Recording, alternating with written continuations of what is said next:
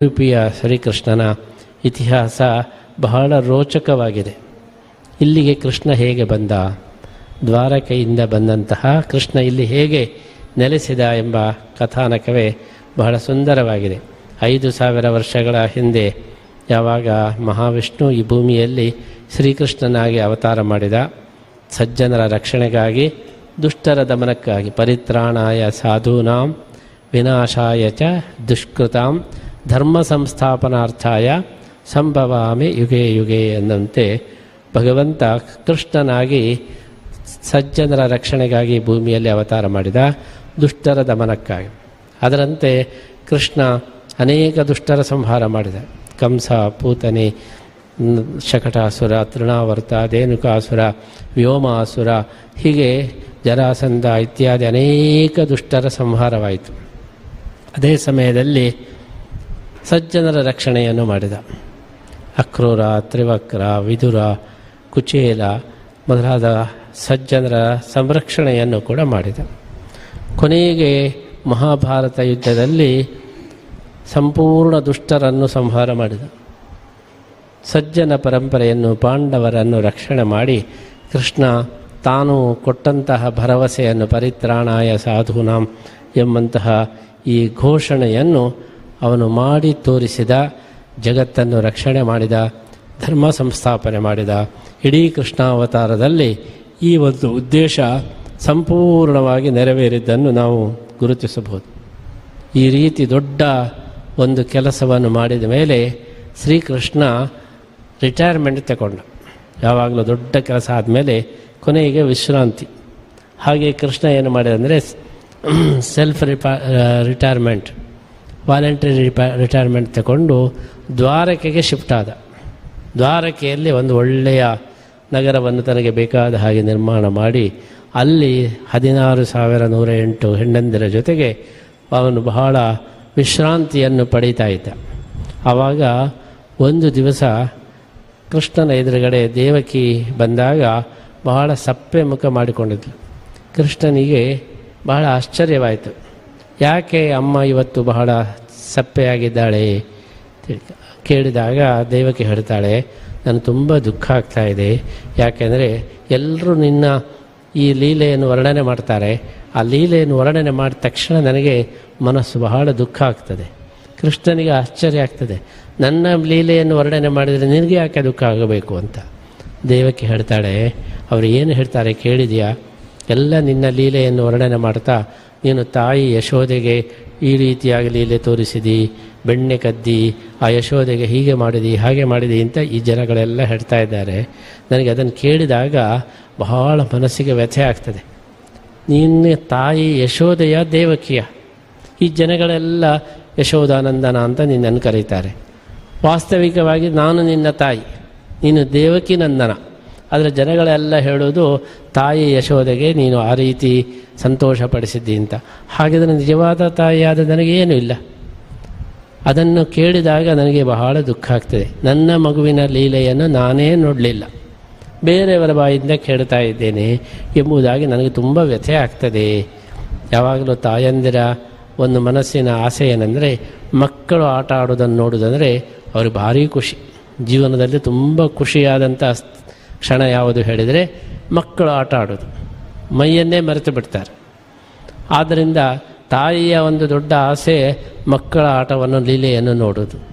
ನಾನು ನಿನ್ನ ತಾಯಿಯಾಗೂ ಏನೂ ಉಪಯೋಗ ಇಲ್ಲ, ನನ್ನ ಮಗುವಿನ ಲೀಲೆಯನ್ನು ನಾನು ನೋಡಲೇ ಇಲ್ಲ ಎಂಬುದಾಗಿ ದೇವಕಿ ತನ್ನ ಮನಸ್ಸಿನ ದುಃಖವನ್ನು ತೋಡಿಕೊಂಡಾಗ ಕೃಷ್ಣ ಹೇಳ್ತಾನಂತೆ, ಓಹೋ ನನಗಿದು ಗೊತ್ತೇ ಇಲ್ಲ, ನೀನಿಷ್ಟ ತನಕ ಹೇಳಲೇ ಇಲ್ಲ. ನನ್ನ ತಾಯಿಗೆ ಇಷ್ಟು ಮನಸ್ಸಿಗೆ ನೋವಿರುವುದಾದರೆ ಅದನ್ನು ಪರಿಹಾರ ಮಾಡೋದು ಮಗನಾಗಿ ನನ್ನ ಕರ್ತವ್ಯ. ತಾಯಿಯ ಒಂದು ಮನಸ್ಸಿಗೆ ಸಂತೋಷ ಮಾಡೋದು ಮಕ್ಕಳ ಕರ್ತವ್ಯ. ನನಗೆ ಗೊತ್ತೇ ಇಲ್ಲ ನಿನಗೆ ಇಷ್ಟು ಮನಸ್ಸಿಗೆ ವ್ಯಥೆ ಉಂಟು ಅಂತ. ವ್ಯಥೆ ಪಡಬೇಡ, ಇನ್ನೊಮ್ಮೆ ನಾನು ಮಗುವಾಗಿ ಬರ್ತೇನೆ ಅಂತ ಹೇಳಿ ಅಲ್ಲೇ ಮಗುವಾಗಿಬಿಟ್ಟಂತೆ ದ್ವಾರಕೆಯಲ್ಲಿ. ದೇವಕಿಗೆ ಏನು ಮಾಡೋದು ಅಂತ ಗೊತ್ತಿಲ್ಲ. ಕೃಷ್ಣ ಮಗುವಾಗಿ ಎದುರಿನಲ್ಲಿದ್ದಾನೆ, ಏನು ಮಾಡೋದು ಅಂತ ಗೊತ್ತಾಗೋದಿಲ್ಲ. ಕೂಡಲೇ ಅವಳು ಅಡುಗೆ ಮನೆಗೆ ಓಡಿ ಹೋಗ್ತಾಳೆ. ಅಲ್ಲಿಂದ ಒಂದು ಮೊಸರಿನ ಭಾಂಡವನ್ನು ತಂದು ಮೊಸರು ಕಡಿಯಲಿಕ್ಕೆ ಶುರು ಮಾಡ್ತಾಳೆ. ಮೊಸರು ಕಡಿಯಲಿಕ್ಕೆ ಶುರು ಮಾಡುವಾಗ ಮಗು ಕೃಷ್ಣ ಬಂದು ಅಮ್ಮ ಬೆಣ್ಣೆ ಕೊಡು ಬೆಣ್ಣೆ ಕೊಡು ಬೆಣ್ಣೆ ಕೊಡು ಅಂತ ಶುರು ಮಾಡ್ತಾನೆ. ದೇವಕಿ ಯೋಚನೆ ಮಾಡ್ತಾಳೆ, ಓ ಇವನಿಗೆ ಬೆಣ್ಣೆ ಕೊಡಬಾರ್ದು, ಏನು ಮಾಡ್ತಾನೆ ನೋಡೋಣ ಅಂಥೇಳಿ ನಾನು ಕೊಡೋದಿಲ್ಲ. ಕೃಷ್ಣ ಮತ್ತೆ ಮತ್ತೆ ಕೇಳ್ತಾ ಇದ್ದಾನೆ ಬೆಣ್ಣೆ ಕೊಡು ಅಂತ. ಅವಳು ಮತ್ತೆ ಮತ್ತೆ ಹೇಳ್ತಾಳೆ ನಾನು ಕೊಡುವುದಿಲ್ಲ. ಅವಳು ಹೇಳ್ತಾಳೆ ಬೆಣ್ಣೆ ತಿನ್ನಲಿಕ್ಕಲ್ಲ, ತುಪ್ಪ ಮಾಡಬೇಕು ನನಗೆ, ಆದ್ದರಿಂದ ಕೊಡಲಿಕ್ಕಾಗೋದಿಲ್ಲ ಅಂತ. ಕೃಷ್ಣನಿಗೆ ಕೋಪ ಬಂತು. ಇಷ್ಟು ಸಲ ಕೇಳಿದರೂ ಬೆಣ್ಣೆ ಕೊಡೋದಿಲ್ಲ, ನೀನು ಕೊಡದೇ ಇದ್ದರೆ ನನಗೆ ಗೊತ್ತು ಹೇಗೆ ತಗೊಳ್ಬೇಕು ಅಂತ ಹಾರಿ ಹೋಗಿ ಆ ಕಡೆಯುವ ಏನು ಕೋಲು ಇದೆ ಅದನ್ನೇ ಎಳೆದುಕೊಂಡು ಬಂದು ಆ ಮೊಸರಿನ ಭಾಂಡಕ್ಕೆ ಹೊಡೆದು ಬಿಡ್ತಾನೆ. ಇಡೀ ಮೊಸರು ಚಲ್ಲಾಪಿಲ್ಲಿ ಆಗ್ತದೆ. ಬೆಣ್ಣೆಯನ್ನು ಹಿಡ್ಕೊಂಡು ಜೊತೆಗೆ ಕಡಗೋಲು ಮತ್ತು ಹಗ್ಗವನ್ನು ಹಿಡ್ಕೊಂಡು ದೂರ ಓಡಿಬಿಡ್ತಾನೆ. ದೂರದಲ್ಲಿಗೆ ನಿಂತು ಕೃಷ್ಣ ಹೇಳ್ತಾನೆ, ಅಮ್ಮ ಸೋತು ಹೋದಳು, ಬೆಣ್ಣೆ ಸಿಕ್ಕಿತು ನನಗೆ ಎಂಬುದಾಗಿ ನಗುತ್ತಾ ಬೆಣ್ಣೆ ತಿಂತ ಕಡಗೋಲು ಮತ್ತು ಹಗ್ಗವನ್ನು ಹಿಡ್ಕೊಂಡು ಕೃಷ್ಣ ಘೋಷಣೆ ಮಾಡ್ತಾ ಇದ್ದಾನೆ. ಎಲ್ಲ ದೃಶ್ಯವನ್ನು ಕೃಷ್ಣನ ಪ್ರಿಯ ಹೆಂಡತಿಯಾದ ರುಕ್ಮಿಣಿ ಬಾಗಿಲ ಹಿಂದೆ ನೋಡ್ತಾ ಇದ್ದಾಳೆ. ಗಂಡನ ಈ ಲೀಲೆಯನ್ನು ನೋಡಿ, ಯಾವಾಗ ಮಗು ಆ ಒಂದು ಮೊಸರಿನ ಭಾಂಡಕ್ಕೆ ಹೊಡೆದು ಆ ಚೆಲ್ಲಾಪಿಲ್ಲಿಯಾದಂತಹ ಮೊಸರಿನಿಂದ ಬೆಣ್ಣೆಯನ್ನು ಹಿಡ್ಕೊಂಡು ಪಲಾಯನ ಮಾಡಿ ದೂರದಲ್ಲಿ ನಿಂತು ಕಿಲಕಿಲ ನಗುತ್ತಾ ಇದೆ. ಆ ದೃಶ್ಯವನ್ನು ನೋಡಿ ರುಕ್ಮಿಣಿಗೆ ತಡೀಲಿಕ್ಕಾಗಲಿಲ್ಲ. ಓಡಿ ಬಂದು ಕೃಷ್ಣನನ್ನು ಅಪ್ಪಿಕೊಳ್ತಾಳೆ. ಕೃಷ್ಣ ಇಲ್ಲ, ಮಗು ಕೃಷ್ಣ ಅಲ್ಲೇ ಇಲ್ಲ. ಗಂಡ ಎದುರು ಬಂದು ನಿಂತಿದ್ದಾನೆ. ರುಕ್ಮಿಣಿಗೆ ಭಾರೀ ಒಂದು ಆಶ್ಚರ್ಯವಾಗ್ತದೆ. ರುಕ್ಮಿಣಿ ಹೇಳ್ತಾಳೆ, ರೀ ಎಷ್ಟು ಸುಂದರವಾದಂಥ ಒಂದು ಮಗುವಿನ ರೂಪ, ಕೈಯಲ್ಲಿ ಕಡಗೋಲು ಹಗ್ಗ ಹಿಡಿದು ಬೆಣ್ಣೆ ತಿಂತ ನಾನೇ ಗೆದ್ದೆ, ಅಮ್ಮ ಸೋತಳು ಅಂತ ಹೇಳಿ ನೀವು ಹೇಳತಕ್ಕಂತಹ ಈ ಮಗುವಿನ ರೂಪ ಏನಿದೆ ಇದು ತುಂಬ ಆಕರ್ಷಕವಾಗಿದೆ. ಯಾವಾಗಲೂ ನನ್ನ ಕಣ್ಣ ಮುಂದೆ ಈ ಒಂದು ರೂಪ ಇರಬೇಕು ಅಂತ ರುಕ್ಮಿಣಿ ಪ್ರಾರ್ಥನೆ ಮಾಡ್ತಾಳೆ. ಆವಾಗ ಕೃಷ್ಣ ದೇವಲೋಕದಿಂದ ದೇವಶಿಲ್ಪಿಯಾದ ವಿಶ್ವಕರ್ಮನನ್ನು ಕರೆಸ್ತಾನೆ. ವಿಶ್ವಕರ್ಮನ ಹತ್ತಿರ ಇದೇ ಭಂಗಿಯ ಒಂದು ಮೂರ್ತಿ ಮಾಡಿಕೊಡು ಅಂತ ಹೇಳಿದಂತೆ ವಿಶ್ವಕರ್ಮ ಶಾಲಗ್ರಾಮ ಶಿಲೆಯಲ್ಲಿ ಕಡಗೋಲು ಹಗ್ಗ ಹಿಡಿದ ಮಗು ನಗುತ್ತಾ ಇರತಕ್ಕಂತಹ ಮಗುವಿನ ಒಂದು ಮೂರ್ತಿಯನ್ನು ಮಾಡಿ ಕೃಷ್ಣನಿಗೆ ಅರ್ಪಣೆ ಮಾಡ್ತಾನೆ. ಕೃಷ್ಣ ಅದನ್ನು ತನ್ನ ಹೆಂಡತಿ ರುಕ್ಮಿಣಿ ದೇವಿಗೆ ಉಡುಗೊರೆಯಾಗಿ ಕೊಡ್ತಾನೆ. ಅದೇ ವಿಗ್ರಹ ಇವತ್ತು ಉಡುಪಿಗೆ ಬಂದಿದೆ. ಅಂತಹ ವಿಶ್ವಕರ್ಮ ನಿರ್ಮಿತವಾದಂತಹ ಸುಂದರ ವಿಗ್ರಹ ಶ್ರೀ ಮಧ್ವ ವಿಜಯದಲ್ಲಿ ಅದನ್ನು ಮಂದಹಾಸ ಮೃದು ಸುಂದರಾನನಂ ಅಂತ ಹೇಳಿ ಬಹಳ ಸುಂದರವಾದಂತಹ ಒಂದು ವಿಗ್ರಹ, ಆಕರ್ಷಕವಾದಂತಹ ವಿಗ್ರಹ, ಅದನ್ನು ಕಡೆದು ಕೃಷ್ಣನಿಗೆ ಕೊಡ್ತಾನೆ. ಕೃಷ್ಣ ರುಕ್ಮಿಣಿಗೆ ಕೊಡ್ತಾನೆ. ರುಕ್ಮಿಣಿ ತನ್ನ ಪೂಜಾ ರೂಮಿನಲ್ಲಿ ಇಟ್ಟುಕೊಂಡು ನಿತ್ಯ ಪೂಜೆ ಮಾಡ್ತಾ ಇದ್ದಾಳೆ. ಆಮೇಲೆ ದ್ವಾರಕೆ ಸಾಗರದಲ್ಲಿ ಮುಗಿದಾಗ ದ್ವಾರಕೆಯಲ್ಲಿ ಈ ಮೂರ್ತಿಯು ಕೂಡ ಅಲ್ಲೇ ಇತ್ತು. ಆಮೇಲೆ 4000 ವರ್ಷಗಳ ನಂತರ ಈ ಭೂಮಿಯಲ್ಲಿ ಮತ್ತೊಂದು ದಿವ್ಯ ರೂಪ ಬಂದಿದೆ. ವಾಯುದೇವರು ಮಧ್ವಾಚಾರ್ಯರಾಗಿ ಅವತಾರ ಮಾಡಿದ್ದಾರೆ. ವಾಯುದೇವರು ತ್ರೇತಾಯುಗದಲ್ಲಿ ಶ್ರೀರಾಮನ ಸೇವೆಗೆ ಹನುಮಂತನಾಗಿ ಅವತಾರ ಮಾಡಿದರೆ, ದ್ವಾಪರ ಯುಗದಲ್ಲಿ ಶ್ರೀಕೃಷ್ಣನ ಸೇವೆಗೆ ಭೀಮಸೇನನಾಗಿ ಬಂದರೆ, ಈಗ ಕಲಿಯುಗದಲ್ಲಿ ವೇದವ್ಯಾಸ ದೇವರ ಸೇವೆಗೆ ಶ್ರೀ ಮಧ್ವಾಚಾರ್ಯರಾಗಿ ಅವತಾರ ಮಾಡಿದ್ದಾರೆ. ಇಲ್ಲೇ ಹತ್ತಿರದ ಪಾಜಕ ಕ್ಷೇತ್ರದಲ್ಲಿ ಮಧ್ಯಗೇಹ ಭಟ್ಟರು ಅಂತ ಹೇಳಿ ಅವರ ಮಗುವಾಗಿ ವಾಸುದೇವ ಎಂಬಂತಹ ಹೆಸರಿನಿಂದ ಅವತಾರ ಮಾಡಿ ಇಲ್ಲೇ ಸನ್ಯಾಸ ಆಶ್ರಮವನ್ನು ಸ್ವೀಕಾರ ಮಾಡಿ ದ್ವೈತ ವೇದಾಂತ ಅಂತ ಹೇಳಿ ಒಂದು ಹೊಸ ಸಿದ್ಧಾಂತವನ್ನು ಕೂಡ ಸ್ಥಾಪನೆ ಮಾಡಿ ಶ್ರೀ ಮಧ್ವಾಚಾರ್ಯರು ಭಾರತಾದ್ಯಂತ ಸಂಚಾರ ಮಾಡಿ ಈ ಭಕ್ತಿ ಸಿದ್ಧಾಂತವನ್ನು ಎಲ್ಲ ಕಡೆ ಪ್ರಚಾರ ಮಾಡ್ತಾರೆ. ಪ್ರಚಾರ ಮಾಡಿ ಬಂದು ಒಂದು ದಿವಸ ಇಲ್ಲಿಯ ಹತ್ತಿರದ ಮಲ್ಪೆಯಲ್ಲಿ ಸಮುದ್ರದ ತೀರದಲ್ಲಿ ಧ್ಯಾನ ಮಾಡ್ತಾ ಕೂತಿದ್ದರು. ಆವಾಗ ಸಮುದ್ರದಲ್ಲಿ ಒಂದು ಹಡಗು ಬರ್ತಾ ಇತ್ತು. ಇದ್ದಿದ್ದ ಹಾಗೆಯೇ ಬೊಬ್ಬೆ ಕೇಳಿತು. ಆ ಹಡಗು ಚಂಡಮಾರುತಕ್ಕೆ ಒಳಗಾಯಿತು. ಹಡಗು ಅಲ್ಲೋಲ ಕಲ್ಲೋಲವಾಯಿತು. ಹಡಗಿನ ಯಜಮಾನ ಬೊಬ್ಬೆ ಹಾಕಿದ, ಯಾರಾದರೂ ಇದ್ದರೆ ಬನ್ನಿ ರಕ್ಷಣೆ ಮಾಡಿ ಅಂತ. ಆಚಾರ್ಯರು ಕಣ್ಣು ತೆರೆದು ನೋಡ್ತಾರೆ, ಹಡಗು ಮುಳುಗ್ತಾ ಇದೆ, ಬೊಬ್ಬೆ ಕೇಳ್ತಾ ಇದೆ. ತಕ್ಷಣ ನನ್ನ ಕಾವ್ಯ ವಸ್ತ್ರವನ್ನು ಎತ್ತಿ ಅವನಿಗೆ ಅಭಯ ಮಾಡ್ತಾರೆ, ಹೆದರಬೇಡ ನಾನಿದ್ದೇನೆ ಅಂತೆ. ಆ ಕ್ಷಣದಲ್ಲೇ ಚಂಡಮಾರುತ ಮಾಯ ಆಯಿತು. ಯಾಕೆಂದರೆ ಮಧ್ವಾಚಾರ್ಯರೇ ವಾಯುದೇವರು. ಹಾಗಾಗಿ ಅವರ ಒಂದು ಅನುಗ್ರಹದಿಂದ ಚಂಡಮಾರುತ ಅದು ಇದ್ದಿದ್ದ ಹಾಗೆಯೇ ಮಾಯವಾದದ್ದನ್ನು ನೋಡಿ ಆ ಹಡಗು ಸುರಕ್ಷಿತವಾಗಿ ದಡಕ್ಕೆ ಬಂತು. ಹಡಗಿನ ಯಜಮಾನನಿಗೆ ಶ್ರೀ ಮಧ್ವಾಚಾರ್ಯರ ಈ ಒಂದು ಶಕ್ತಿಯನ್ನು ನೋಡಿ ಅಷ್ಟು ಅವನಿಗೆ ಮನಸ್ಸಿಗೆ ಪ್ರಭಾವ ಆಯಿತು. ಅವರು ಓಡಿ ಬಂದು ಮಧ್ವಾಚಾರ್ಯರ ಕಾಲಿಗೆ ಬಿದ್ದು, ನೀವೇ ನನ್ನನ್ನು ರಕ್ಷಣೆ ಮಾಡಿದವರು, ನನಗೆ 2ನೇ ಜನ್ಮವನ್ನು ಕೊಟ್ಟವರು, ಹಾಗಾಗಿ ನನ್ನೆಲ್ಲ ಈ ಹಡಗನ್ನು ನಿಮಗೆ ಅರ್ಪಣೆ ಮಾಡ್ತೇನೆ, ಸ್ವೀಕಾರ ಮಾಡಬೇಕು ಅಂತ ಹೇಳ್ತಾರೆ. ಮಧ್ವಾಚಾರ್ಯರು ಹೇಳ್ತಾರೆ, ನಾನು ಸನ್ಯಾಸಿ, ನಿನ್ನ ಹಡಗು ಸ್ವೀಕಾರ ಮಾಡಿ ನಾನೇನು ಬಿಸ್ನೆಸ್ ಮಾಡಲಿಕ್ಕಾಗ್ತದೆ, ನನಗೇನು ಬೇಡ, ನೀನೇ ಅದನ್ನು ಇಟ್ಕೋ, ನನಗೇನು ಬೇಡ ಅಂತ. ಅವ ಹೇಳ್ತಾನೆ, ಇಲ್ಲ ನಾನು ಅರ್ಪಣೆ ಮಾಡಿ ಆಯಿತು, ನೀವು ಅದನ್ನು ಸ್ವೀಕಾರ ಮಾಡಬೇಕು. ಆಚಾರ್ಯ ಹೇಳ್ತಾರೆ, ಇಲ್ಲ ನನಗೆ ಅದು ಬೇಡ, ನಾನು ಸನ್ಯಾಸಿ, ಈ ಹಡಗೆಲ್ಲ ಇಟ್ಕೊಂಡು ನಾನೇನು ಮಾಡೋದು. ಕೊನೆಗೆ ಆಚಾರ್ಯರೇ ಒಂದು ಪರಿಹಾರ ಹೇಳ್ತಾರೆ, ಹಡಗು ನೀನೇ ಇಟ್ಟುಕೋ, ಅದರ ಬದಲಾಗಿ ನಿನ್ನ ಹಡಗಿನಲ್ಲಿ ನೀನು ಗೋಪಿಚಂದನದ ದೊಡ್ಡ ಹೆಂಟೆಗಳನ್ನು ತಂದಿದ್ದೆ, ಅದು ನನಗೆ ಕೊಡು, ಅಷ್ಟು ಸಾಕು ಅಂತ.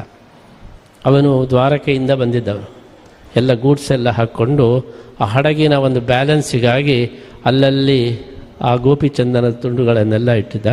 ಆಚಾರ್ಯರಿಗೆ ಅದು ಗೊತ್ತಿತ್ತು, ಅದನ್ನು ಕೊಡು, ಅದು ನನಗೆ ಉಪಯೋಗ ಆಗ್ತದೆ ಅಂತ ಹೇಳಿದ ತಕ್ಷಣ ಆ ದೊಡ್ಡ ಬಂಡೆಯಂತಿರತಕ್ಕಂತಹ ಗೋಪಿಚಂದನವನ್ನು ಆಚಾರ್ಯರಿಗೆ ಅರ್ಪಣೆ ಮಾಡ್ತಾನೆ. ಆಚಾರ್ಯರು ಅದನ್ನು ಒಡೆದು ನೋಡ್ತಾರೆ. ವಿಶ್ವಕರ್ಮ ನಿರ್ಮಿತವಾದಂತಹ ಸುಂದರವಾದಂತಹ ರುಕ್ಮಿಣಿ ಪೂಜಿತವಾದಂತಹ ಕಡಗೋಲು ಹಗ್ಗವನ್ನು ಧರಿಸಿದಂತಹ ಕೃಷ್ಣನ ಪ್ರತ್ಯಕ್ಷವಾಗ್ತದೆ. ಅದನ್ನು ನೋಡಿ ಆಚಾರ್ಯರಿಗೆ ಸಂತೋಷ ತಡೆಯಲಿಕ್ಕಾಗಲಿಲ್ಲ.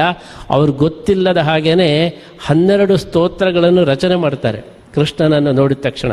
ಇವತ್ತಿಗೂ 12 ಸ್ತೋತ್ರ ಅಂತ ಬಹಳ ಪ್ರಸಿದ್ಧವಾಗಿದೆ. ಕೃಷ್ಣನನ್ನು ಕಂಡ ತಕ್ಷಣ ಅವರಿಗೆ ಗೊತ್ತಿಲ್ಲದೆ ಬಾಯಿಯಲ್ಲಿ 12 ಸ್ತೋತ್ರಗಳ ರಚನೆಯಾಗಿ ಆ ಕೃಷ್ಣನನ್ನು ಹಿಡ್ಕೊಂಡು ಬಂದು ಇಲ್ಲಿ ಸರೋವರದಲ್ಲಿ ಇಡ್ತಾರೆ. ಸರೋವರದಲ್ಲಿ ಇಟ್ಟು 2 ದಿವಸ ಅದನ್ನು ಎತ್ತಲಿಕ್ಕೆ ಹೋದಾಗ ಯಾರಿಗೂ ಎತ್ತಲಿಕ್ಕಾಗಲಿಲ್ಲ. 30 ಜನ ಬಲಿಷ್ಠರು ಬಂದು ಅದನ್ನು ಚಿಕ್ಕ ವಿಗ್ರಹ, ಅಷ್ಟು ಸನ್ನಿಧಾನ ಅದರಲ್ಲಿ ಮೂಡಿ ಬಂದಿತ್ತು. ಆ ವಿಗ್ರಹವನ್ನು ಇಲ್ಲಿ ಪ್ರತಿಷ್ಠೆ ಮಾಡಿ ಆ ಕೃಷ್ಣನ ಪೂಜೆಗೆ 8 ಜನ ಯತಿಗಳನ್ನು, ಬಾಲ ಸನ್ಯಾಸಿಗಳನ್ನು ಇಲ್ಲಿ ಅವರು ಆಚಾರ್ಯರು ನೇಮಕ ಮಾಡ್ತಾರೆ. ಆ 8 ಜನ ಯತಿಗಳು ಪೂಜೆ ಮಾಡಬೇಕು ಅಂತ. ದ್ವಾರಕೆಯಲ್ಲಿ ಕೃಷ್ಣನಿಗೆ ನಿತ್ಯ ಪೂಜೆ ಆಗ್ತಾಯಿತ್ತು. ಅದು ಹೇಗೆ ಅಂದರೆ 16,108 ಹೆಂಡಂದಿರಿದ್ದರೂ ಕೂಡ ಕೃಷ್ಣ ಅದರಲ್ಲಿ 8 ಜನರನ್ನು ಸೆಲೆಕ್ಟ್ ಮಾಡಿದ್ದ.